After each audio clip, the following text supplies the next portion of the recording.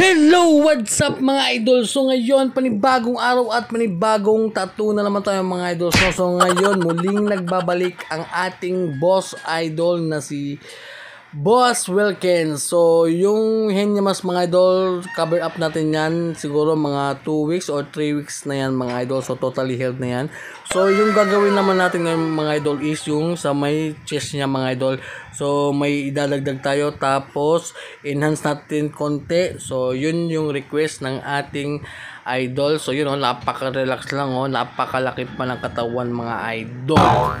So yun, at syempre shout out sa ating sponsor pa din mga idol, yung ating Big Waps Cartridges mga idol. Sa gusto nga palang mag-order niyan mga idol, nasa comment section lang yan mga idol. At yun, syempre yung ginamit pa rin natin dito is dalawang klase lang mga idol, dalawang size lang yung ginamit natin dito mga idol. Yung lining is 5RL, tapos yung shading mga idol is 17RM. So yan lang yung ating ginamit. At syempre yung voltage natin dyan mga idol is nasa 6.5 lang mga idol. So dahan-dahan lang tayo dyan. Yun nga, may kasabihan tayo mga idol, kahit ang tawag doon, slowly but surely. Tagal ko naka-gets So yan mga idol, so dyan na part, patapos na pala mga idol, natapos na yung ating tattoo, napakabilis ng ating video.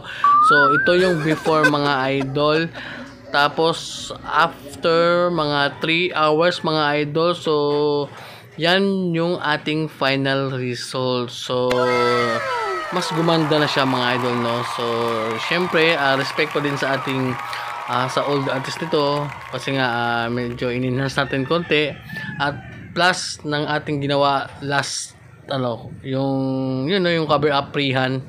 So totally healed yan mga idol. Napaka ganda mga idol, napakaangas na ni Boss Idol Wilkins. So syempre babalik pa siya sa next session namin para sa ilalim naman, para maging talagang buong buo na siya, chest to arm, so yun. Kung umabot ka hanggang dito, so yun, umabot ka hanggang dito,